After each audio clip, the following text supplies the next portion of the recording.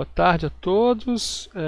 Estamos reunidos aqui para fazer a defesa de dissertação de mestrado do candidato Ricardo Luiz da Silva Melo.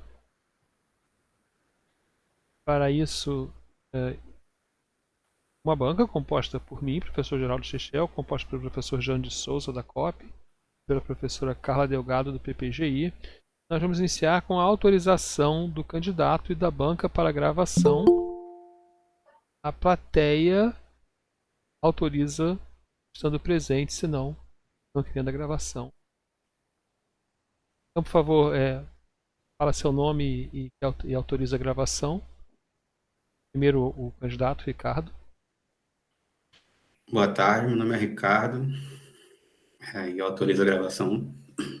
Professora Carla, por favor. Boa tarde, eu sou a Carla Delgado e eu também estou de acordo e autorizo a gravação. Professor Jano, por favor. Boa tarde, eu sou o Jano, autorizo a gravação. Eu, professor Geraldo Chechel, autorizo a gravação. Eu queria agradecer primeiro a presença da professora Carla e do professor Jano. Nós estamos aqui encerrando uma sequência de dissertações sendo defendida todos os dias, desde quarta-feira, sendo que hoje são 2. Ou desde terça-feira, não, acho que desde quarta-feira. Uma já foi. Uma já foi. Estamos com resultado positivo até agora, felizmente. Agradecer a presença da plateia também, alguns ex-alunos presentes. Então o candidato agora vai ter 50 minutos para fazer a sua apresentação, após a qual ele vai ser a banca falar comentários, né, e ele pode ser arguído sobre. Então, são 10, vou contar como 3 e 10. E Ricardo, então você pode iniciar a sua defesa. Tá bom. Boa tarde a todos. Boa tarde à banca, convidados. Darei início aqui à apresentação. Essa dissertação de mestrado tem como tema uma abordagem para a extração de relações entre entidades nomeadas utilizando autoencoder e gradiente boosting.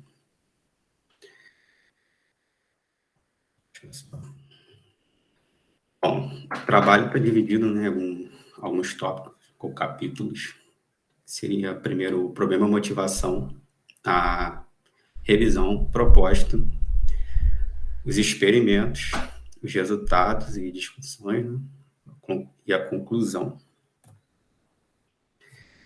Primeiro, vou contextualizar, né, onde surgiu a ideia do tema e do projeto.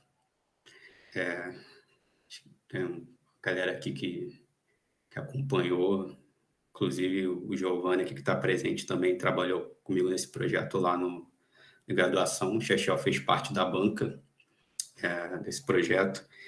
E, basicamente, esse trabalho ele tem como foco dar continuidade, né, e propor melhorias em algumas soluções que nós fizemos já há 5 anos. Vou explicar aqui o contexto. Vou falar sobre o CEDIM, que é o Centro de Documentação e Imagem, localizado na Universidade Federal do Rio de Janeiro, que é basicamente um departamento na UFRJ, né, que oferece um canal sistematizado para consulta de documentos, textos, imagens, dados iconográficos e sonoros. E lá eles tinham um processo, né, de consulta, pelo menos a parte documental, era meio que de forma manual. E aí, a partir disso, surgiu um projeto de pesquisa, né, justamente aí com uma equipe lá da FRJ, para propor uma ferramenta de busca semântica que visava indexar esses dados para que a consulta fosse feita de forma mais eficiente. E aí, como eu disse, acabou resultando num buscador semântico. E a motivação foi essa, né? Dar continuidade aos trabalhos iniciados lá na graduação, esse projeto. E propor, né, uma possível melhoria no processo de extração de relações entre entidades nomeadas e também colocar em prática, né, o aprendizado de novas formas de representação de textos no espaço vetorial. Lá nesse projeto, ele era utilizado, né, tantos conceitos de entidades nomeadas e relações entre entidades nomeadas. E essas informações eram utilizadas para indexar os documentos, né, para busca. Eu vou explicar um pouco mais lá à frente cada conceito desse, mas, basicamente, o projeto era pautado em cima desses dois conceitos, né? E o objetivo, né, desse trabalho, né, e possíveis contribuições também, é propor um modelo de representação para essas entidades nomeadas, propor também um modelo de representação para a relação entre as entidades nomeadas e também um modelo de classificação para o problema de extração de relação entre entidades nomeadas. Porque, a partir da representação, é possível usar essa informação como atributo de entrada para o modelo de classificação e aí atender ao objetivo aqui do trabalho. Vou falar aqui, passar aqui um pouco a parte de revisão. Primeiro eu vou falar um pouco sobre entidades nomeadas, né? Basicamente, pode ser definido, né, como um processo de extração de informação ou classificação de informação de entidades, né, que geralmente são nomes próprios. E geralmente esses nomes próprios eles estão categorizados, né, em alguns grupos pré-definidos, algumas categorias. E aqui na imagem de exemplo, que seria uma entidade nomeada num texto, eu tenho essa frase aqui, né? Júlio do Vale fazia parte do grupo dos pracinhas enviado para a Segunda Guerra. Esse exemplo aqui eu estou usando, ele foi extraído do dataset de treinamento, tá? Só para deixar claro. Essa aqui foi parte que foi realmente anotada e é utilizada no trabalho. E aqui eu estou dando 3 exemplos de entidade nomeada: pessoa, grupo e evento. E esse processo é feito, a montagem desse dataset, né, foi feito de forma manual, né, foi uma equipe anotando, e aqui fica exemplificado como que é feita essa anotação na ferramenta, chamada BRAT. Assim como a entidade nomeada, tem o processo também de extração de relações, que é basicamente a partir da anotação dessas entidades, a gente visa, né, no caso, fazer as marcações semânticas entre elas. No caso, seriam as relações. Então, ali eu tenho uma pessoa, né, que faz parte. Vou usar aqui o mouse, só um minuto. Tá vendo meu mouse aí? Tem uma pessoa que tem uma relação com um grupo, né, ela faz parte do grupo, e esse grupo foi participar no evento, que é um evento de Segunda Guerra. Então, essas relações também são anotadas manualmente nos textos. Isso é feito para que seja criado um dataset de treinamento para técnicas de aprendizado de máquina supervisionado. E o objetivo do trabalho é poder, dado que eu tenho só a anotação das entidades no texto, eu conseguir criar de forma automática, identificar essas relações entre elas. E para isso a gente usa as relações que estão anotadas para que o modelo consiga aprender o que seria, né, uma relação ou não entre essas entidades. Para isso, né, foi utilizada uma técnica de representação, né, por meio de embeddings. E o Word Embedding nada mais é do que uma representação vetorial de dimensionalidade reduzida, que é capaz de obter tanto informações sintáticas quanto semânticas de palavras em grandes corpos de dados textuais. E aqui tem um exemplo, né, de projeção dessas palavras no espaço. Então, ela tem uma relação aqui semântica, né, tipo, por exemplo, de mulher para homem e rainha para rei, e também semântica do tipo maior para o maior e menor para o menor.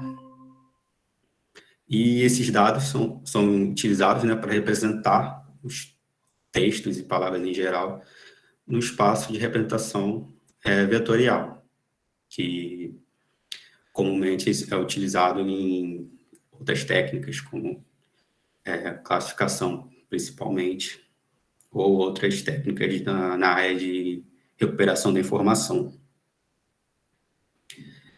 Nesse trabalho, eu optei por utilizar o Word2Vec, dentre outras técnicas, como o Glob, outra implementação, né, e o BERT, dadas as características do problema que eu estava tentando resolver. Então, no Word2Vec, ela implementa, né, uma técnica, que é uma rede neural, para que essas associações de palavras em grandes bases de dados. E ele executa essa tarefa de duas formas, e aqui que estão exemplificados na imagem, que é o Continuous Bag of Word e o Skipgram. Na primeira, aqui, a representação da palavra é gerada a partir da combinação das palavras ao seu redor, que eles chamam que é chamado de janela contextual. E no Skipgram é o contrário. A palavra selecionada na janela corrente é utilizada, ela compartilha o seu contexto, né, propaga seu contexto para as palavras ao redor.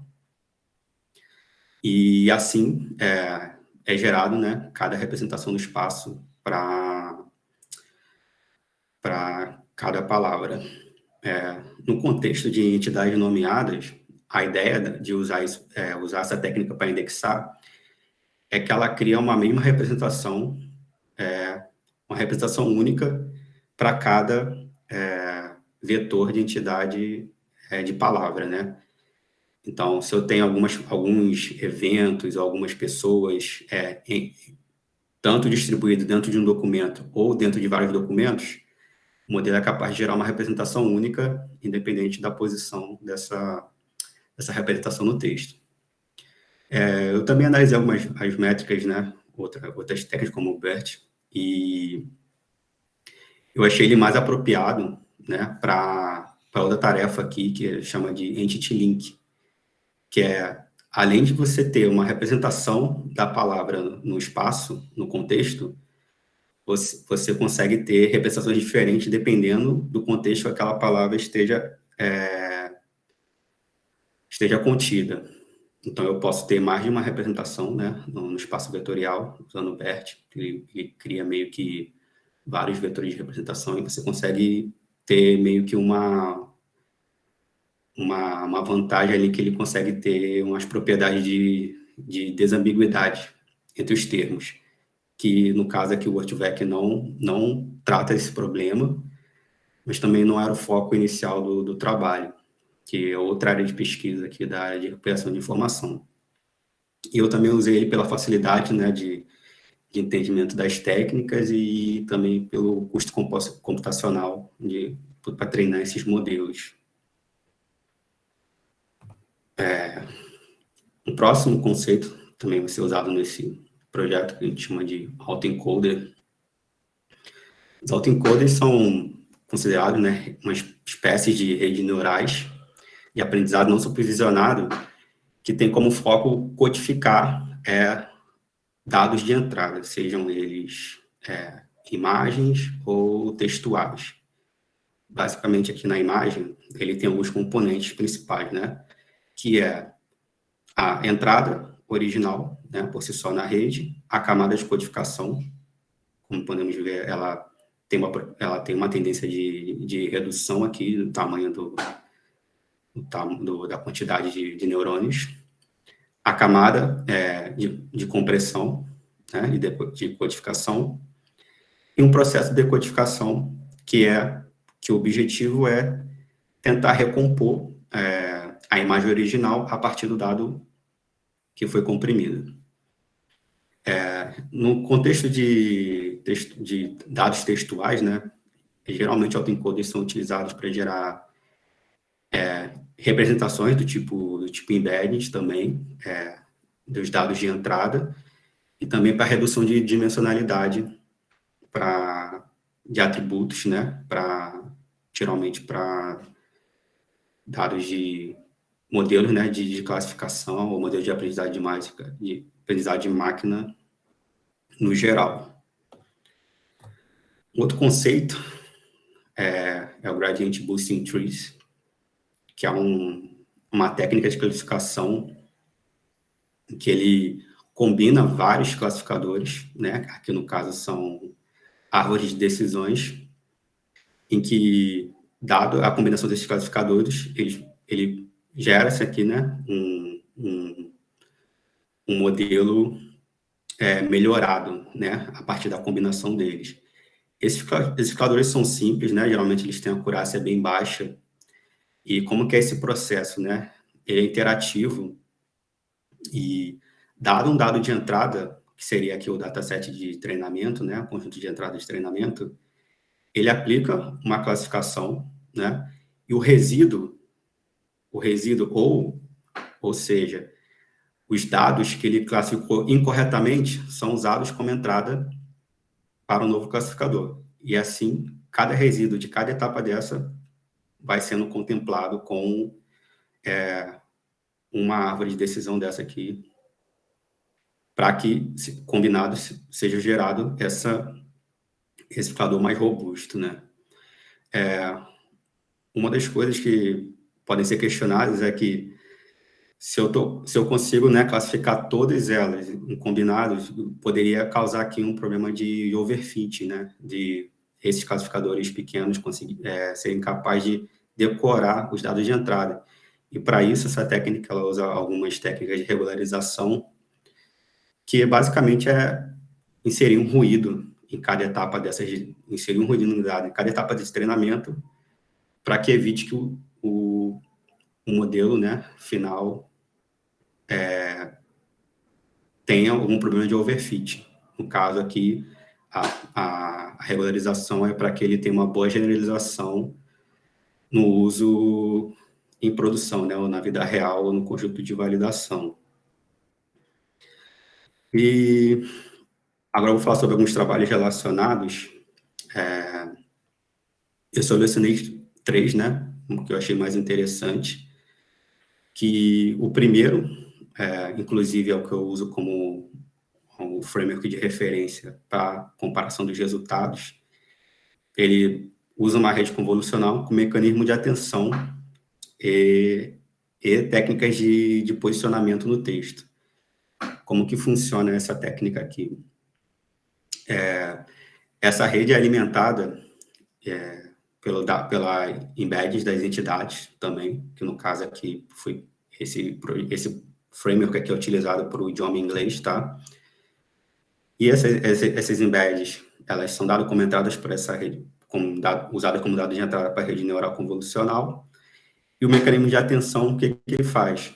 Ele, além dessa representação da embedding, ele faz 2 marcações nesse vetor de entrada, que é a posição daquela entidade no texto. Então, ele coloca o início e fim da posição daquela entidade no texto. E esse mecanismo de atenção é o que ele faz? Ele dá mais relevância a essa posição no texto do que o resto das representações da embedding. E isso aí mostrou alguns ganhos de desempenho, né? A métrica de F1. O segundo, né, ele utiliza uma rede neural convolucional, só que ele tem uma diferença, que ele usa outros dados de embedding que são gerados a partir de dados de conhecimento, como, por exemplo, Wikipedia, por exemplo, é justamente para ele ter esse fator de desambiguidade. Então, além dele trabalhar com as embeddings originais, ele também tem como entrada as embeddings do contexto, utilizando base de conhecimento para a montagem dessa solução. E a segunda, ela é parecida com a a terceira, né, parecida com a segunda, só que ele meio que faz um treinamento separado. Então, ele usa uma rede neural LSTM e ele treina separadamente um modelo para representação e um modelo de conhecimento, que é ao contrário do segundo, que combina as duas informações como entrada de uma rede só. A segunda, ela faz o treinamento, né, das duas soluções de forma independente e usa uma terceira rede para combinar os dois resultados.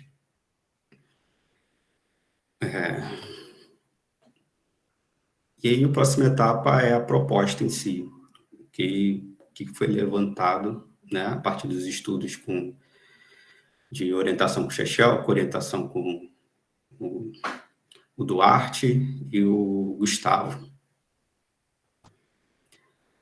Primeiro, eu vou apresentar a visão geral, que é a primeira etapa, que seria o pré-processamento dos dados, né, os dados de anotação, para que eles pudessem ser utilizados para gerar esses embeddings das entidades nomeadas. A etapa seguinte seria, a partir desses embeddings das entidades, eu conseguir gerar uma codificação para representar uma relação ou não entre essa entidade.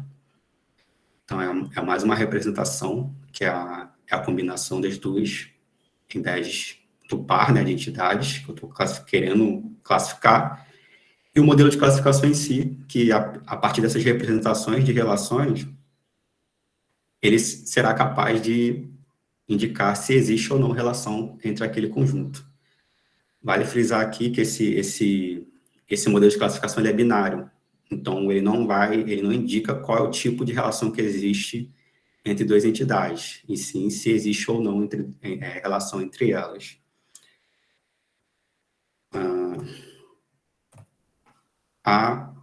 O pré-processamento. Então, a partir do dado, né, foi entregue lá no trabalho de graduação, foi feito mais um trabalho, né, de expansão de anotações e revisão do que já estava anotado, para tentar aumentar um pouco o tamanho do dataset, que eu vou especificar mais logo em seguida. Foi feito um trabalho de normalização, para normalizar em caixa baixa, questão de acentuação, caracteres especiais, etc. Foi feito um tratamento para padronizar as entidades e as palavras. Foi feita também uma transformação dessas entidades em tokens únicos, porque o método de tokenização usado foi por espaço, ou seja, cada palavra, né, separada por espaço, representa um token no dataset. E como o Word2Vec, ele aprende essas palavras, né, de forma independente, para eu ter a embedding da entidade nomeada, eu teria que, caso ela fosse composta, por exemplo, Rio de Janeiro, eu teria que utilizar algum outro tipo de processamento, como geralmente se usa soma ou média das embeddings. E para evitar esse processamento adicional, o que foi feito? Elas foram treinadas como tokens únicos. Então, se a entidade nomeada no corpus ali, ela era composta, então ela foi treinada de forma completa. Então, Rio de Janeiro, ela tem uma representação, Segunda Guerra, ela tem uma representação única, e assim por diante. Em seguida, foi feito o balanceamento das categorias, porque, como eu mostrei ali no exemplo da anotação das relações, não se anota a não relação, né? Então, assim, para um problema de classificação, eu preciso de dados, de exemplos de entidades que têm relação e dados de entidades que não têm relação. E qual foi a premissa adotada para gerar essa outra categoria? Foi que entidades que não têm relação são pares de entidades no texto que nunca foram anotados como tendo relação por um humano no processo de anotação. Então, se em algum momento essa combinação de entidades não consta nenhum tipo de anotação de relação entre elas, ela é considerada como um par de entidades com não relação. E aí foi feita a combinação, né, seguindo essa premissa, e depois foi feito um balanceamento de categorias, porque naturalmente vão existir bem mais não relações do que relações no texto. E também foi feito um trabalho de transformação dessa base de dados para os experimentos com o framework OpenRE, porque ele precisa, de entrada, o texto original, a quebra do texto em sentenças, a posição da entidade nomeada dentro da sentença e a embedding da entidade nomeada. Então, ele precisa de 4 componentes para que eu consiga utilizar o framework para comparar os resultados. Então, eu fiz essa transformação do dataset em português, tanto para a proposta, quanto para ser utilizado com o OpenRE. O conjunto de dados em inglês também foi feito balanceamento de categorias, pelo mesmo motivo, e a transformação para o experimento com a proposta. No caso aqui, a minha representação era mais simples. Eu só preciso do dado da embed das entidades nomeadas. Então, o que eu fiz foi utilizar o modelo que já disponibilizam, que aqui o dataset em inglês foi do New York Times, não está aqui escrito mais, está na dissertação. E, basicamente, eu pegar as entidades e as notações de relações e separar as embeddings de cada uma. Como ele usa um conjunto pré-treinado que o Google disponibiliza para o idioma inglês, nem todas as entidades nomeadas tinham embeddings correspondentes. Então, eu fiz um filtro, tá? Para que eu pudesse garantisse que todas as entidades tivessem um mapeamento de relação, porque eu precisaria disso, essa é uma informação necessária para que eu pudesse utilizar o dataset em inglês na proposta aqui do trabalho. Aí a proposta das embeddings das entidades nomeadas. Como foi feita a criação dessas representações, né? Como eu tinha dito, foi utilizado um modelo de entidade nomeada, um treinamento, né, do modelo de entidade nomeada como tokens únicos, né? Então, cada entidade tem uma representação. Eu utilizei o tamanho de representação 50, porque é um dos padrões da literatura. Eu testei com outros tamanhos também, mas eu não vi... Eu tive uma perda de desempenho, né, no tempo de treinamento desses modelos e eu não vi um ganho relevante para aumentar o tamanho da representação, e também é o tamanho que o OpenRE usa como representação de embeddings para o idioma inglês. Então, eu mantive o mesmo tamanho para padronizar. E também utilizei a janela contextual de tamanho 5, que eu, como eu mostrei ali no skipgram, né, e no CBOL ali na imagem, é um tamanho razoável, né, na literatura, né, no artigo original da própria técnica, para representação de janela contextual. Eu também realizei alguns testes a mais, também não vi grandes mudanças. Então, eu deixei uma janela contextual também de 5 para que o treinamento fosse mais rápido também. Porque toda vez que eu aumento essas representações, o modelo leva mais tempo para ser treinado. Eu utilizei o método skipgram, porque, por definição, ele oferece, né, boas representações para datasets de tamanho relativamente pequenos, se comparado os datasets que são usados para treinar um modelo de Ortho-Vector, que na casa dos milhões de representações. Então, ele é o mais adequado, né, esse método de treinamento é o mais adequado tanto para datasets menores, quanto para palavras pouco frequentes no texto, que pode ser o caso das entidades nomeadas. Talvez, pode ser que ela apareça só uma vez, por ser um dado estatístico. Então, justamente para aproveitar nessa característica do problema com essas características também da técnica, para tentar gerar ao máximo uma representação mais fiel possível. E por isso, e para garantir, né, que todas as entidades tenham uma representação, eu utilizei a frequência que, basicamente, se aquela palavra ocorre pelo menos uma vez no texto, o modelo tem que gerar uma representação para aquela palavra ou entidade nomeada. A relação.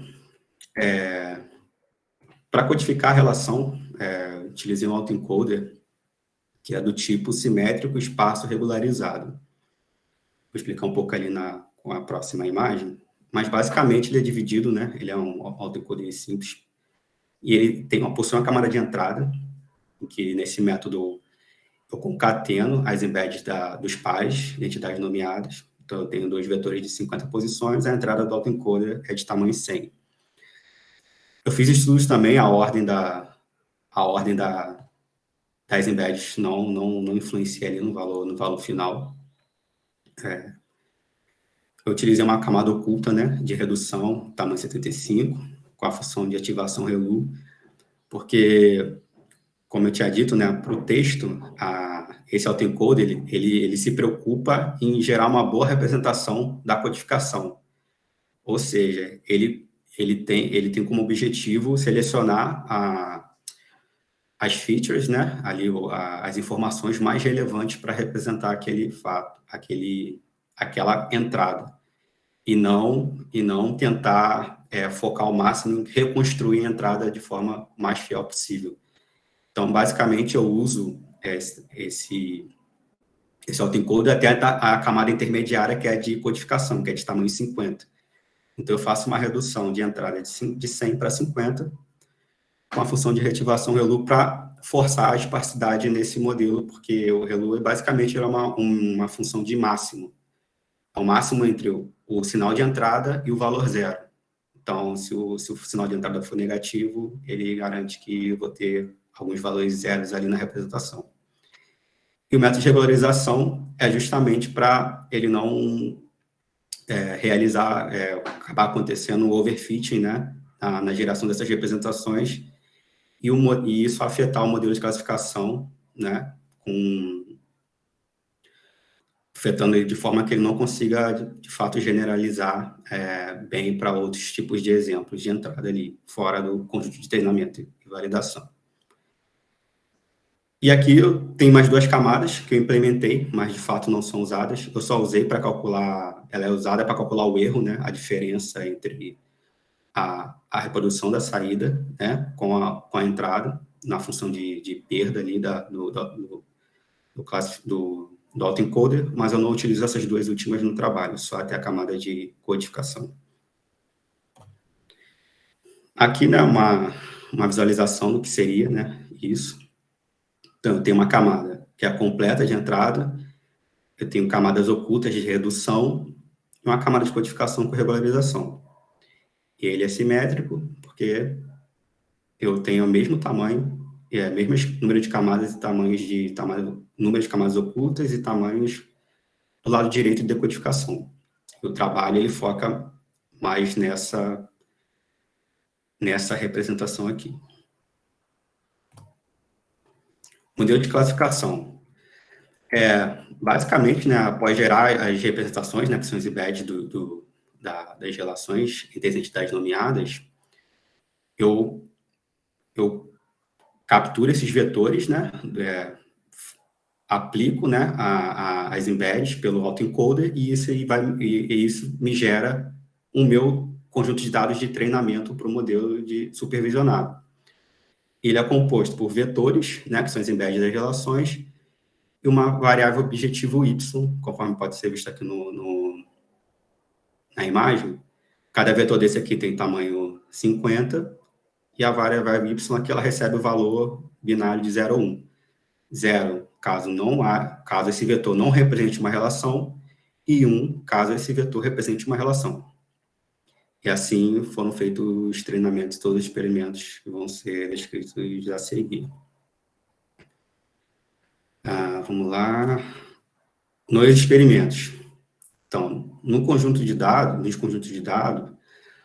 foi feito, no caso, os balanceamentos, como eu comentei, que é o undersampling, que é reduzir o número de exemplos da categoria maior para menor. Eu fiz alguns testes, tá, com oversampling também, que é fazer repetições da categoria menor até atingir o número da maior, só que eu não obtive dados de desempenho relevantes assim, assim, com diferença relevante, e também o tamanho do dataset influenciando o tempo de execução desses modelos. E por isso eu optei pelo undersampling. Então, para o dataset em português, foram utilizados 3.044 registros, e para o dataset em inglês, 15.964 registros. São datasets relativamente pequenos, por isso que eu utilizei as propriedades do Artvec para conseguir gerar embeds com o maior nível de fidelidade e de representatividade possível. A avaliação dos modelos, né, foi utilizada a métrica F1, que ali pode ser entendido como a ponderação, né, entre a precisão e a cobertura. Foi feita a validação cruzadas, né, dividida em 10 partes, justamente também para ser possível fazer uma análise de generalização, porque o dataset é relativamente pequeno, então foi possível utilizar o método de validação cruzada.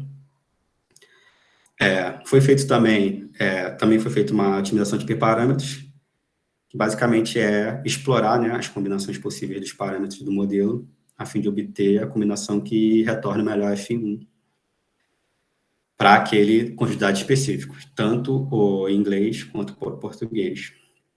Os experimentos, né, foram executados na máquina virtual da AWS, um processador de 8 núcleos, uma GPU NVIDIA T4, 32 GB de RAM, um SSD de 225 GB.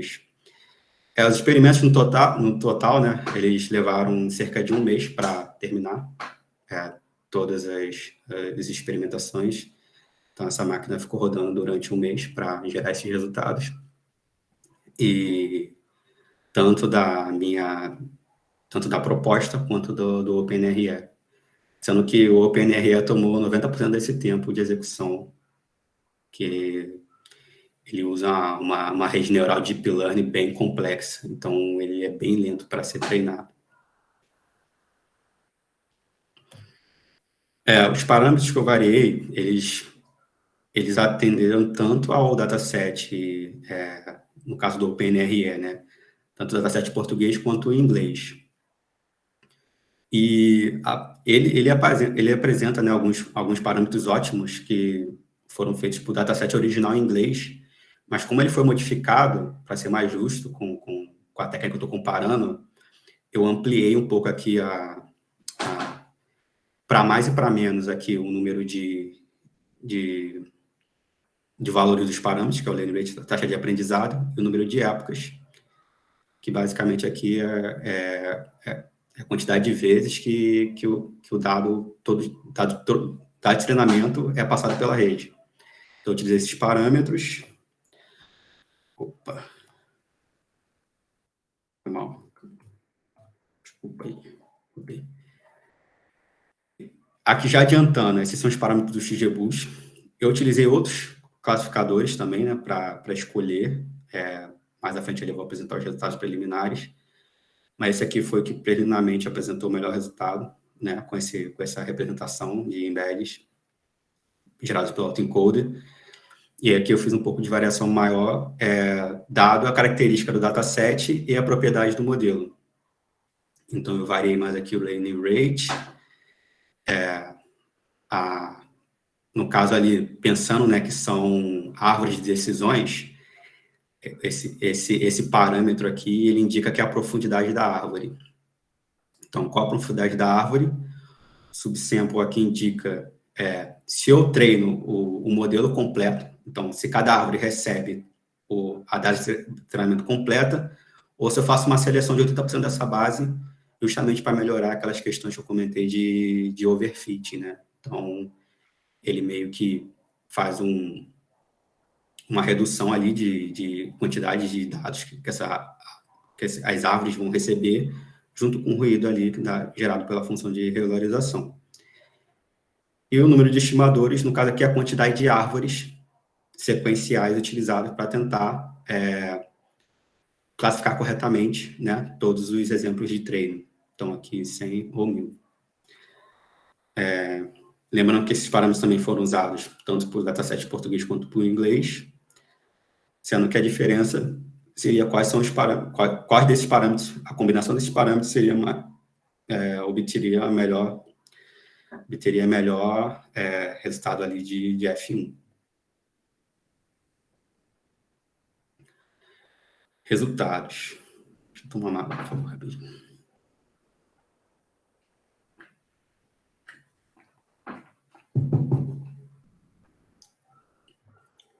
resultados. Primeiro, eu gostaria de falar sobre os experimentos preliminares, utilizando alguns outros classificadores da literatura, né? Então, eu fiz essa análise no caso da proposta, né? Classificador da proposta, com SGD, KNN, SVM, e aí eu obtive aqui as métricas F1 para cada um deles, e nos estudos preliminares o Gradient Boost, né? Que é o Act de Boost lá, a implementação que eu escolhi, saiu melhor. Aqui eu só estou colocando aqui os resultados para exemplificar por que eu escolhi aquele método de classificação.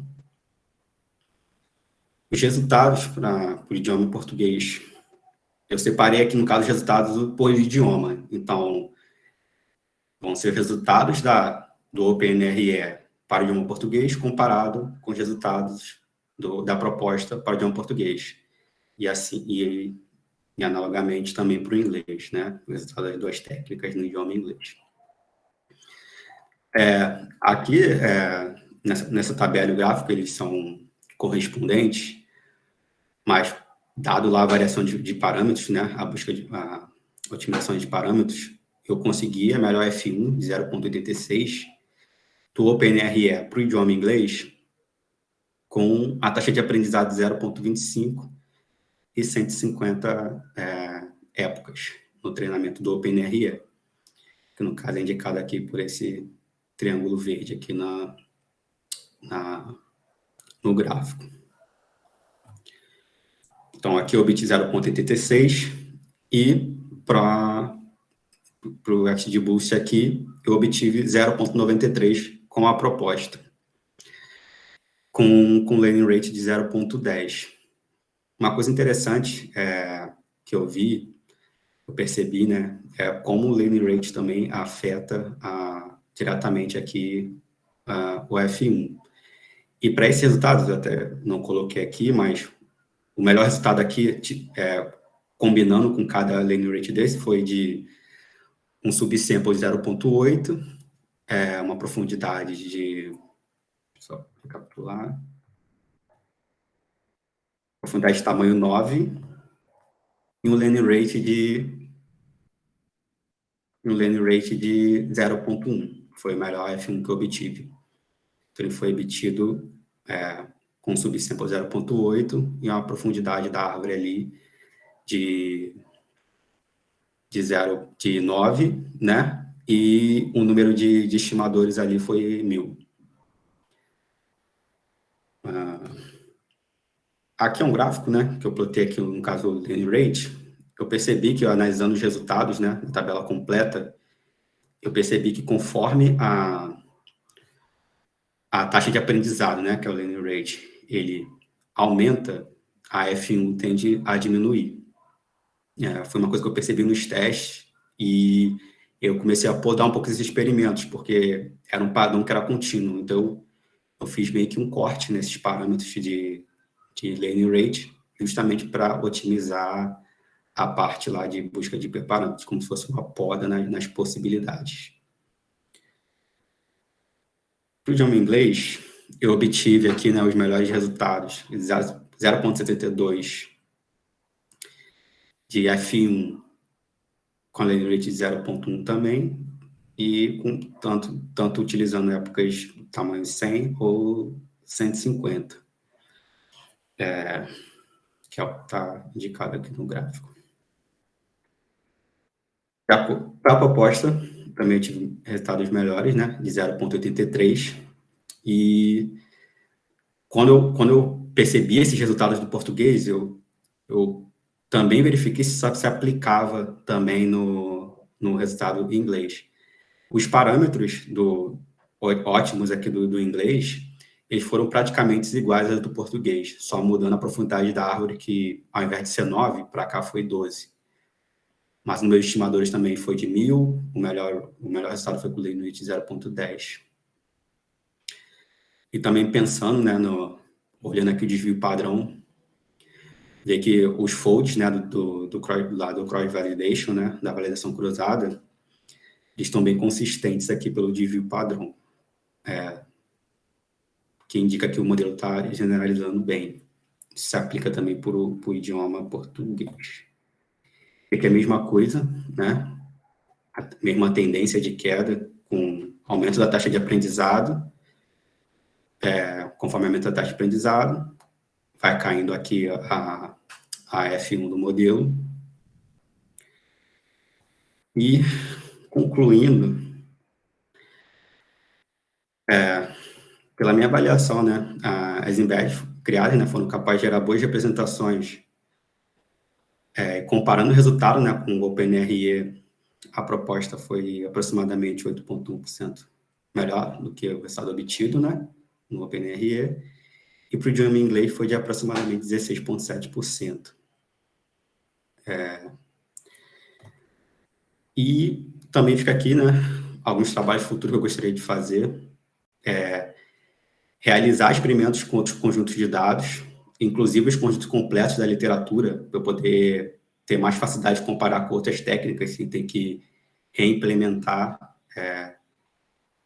preparar, né, o dataset para rodar com todas as técnicas que eu preciso, que eu gostaria de comparar, gerar novas representações para entidades nomeadas, com mais tempo agora, conseguir testar lá com BERT, com Glove também, gerar novas representações, realizar outras modelagens de autoencoding, né? Criar outras montagens, outras modelagens para a representação de relações entre as entidades e realizar também testes com outros tipos de classificadores. E é isso. Obrigado aí pelo tempo de vocês.